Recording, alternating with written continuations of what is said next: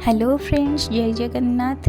मु आपणक प्रतीक्षा kitchen channel को स्वागत करुच्ची। आज आम करवा दही बैंगन। आपण भी थे एमती दही बैंगन बनातु, कलरफुल हो बहुत टेस्टी लगे। चलतु वीडियोटी को शेष पर्यंत देखा।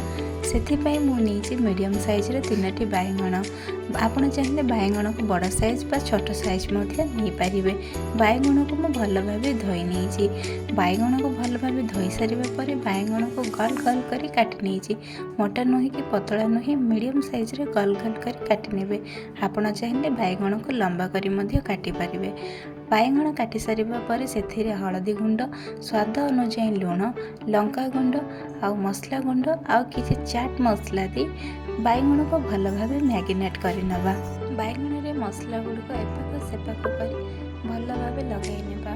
बैंगन रे मसला गुड़िक झरवाई 10 मिनिट साइड कर रखी नेबा। बैंगन भल भाव मैगिनेट हो सारिबा परे गोटे कढ़ाई रे बड़ 2 चमच सरिष तेल नहीं भल भाव गरम कर नेबा। शेष आगुरी मैगिनेट होता बैंगन को गोटे गोटे कर भल भाव छाणी नेबा। गोल्डन ब्राउन होला पर्यंत एपाक सेपाक अलटाई भल भाव फ्राए कर नेबा। जाल को जमारू भी स्लो करेंगे नहीं, मीडियम फ्लेम रे जाल रखिए। बैंगन गुड़ाक पोड़ला पर्यंत फ्राए करेंगे नहीं, जमारू भी कंचा किंबा पूरा सिझाइबे नहीं, जद्वारा कि बैंगन भर्ता बनी जीवो। सबु बैंगन फ्राए हो सारिबा परे अलगा बाउल रे से गुड़ाक काढ़ी रखी नेबा। गोटे बाउल रे मु नेछि दही, से दही को छणा जाइथिबा बैंगन रे पकेई नेबा।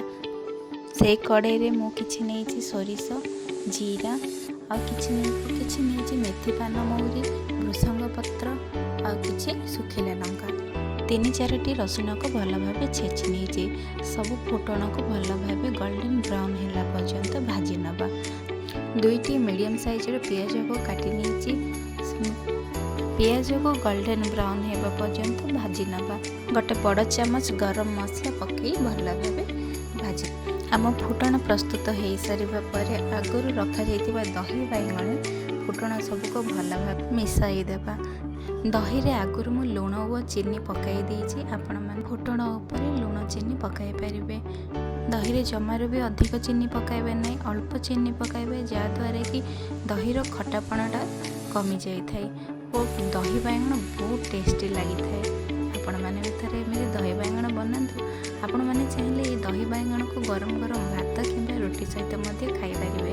आपण मैंने एमती थे दही बैंगन बनातु और कमेंट रे निश्चय कहतु दही बैंगनटा केमिति लागला। प्लीज़ वीडियोटी भल लगे मो चैनल को like, share, comment and subscribe करेंगे। आपण मैंने चाहते जदि दही बैंगन बहुत बढ़िया भाव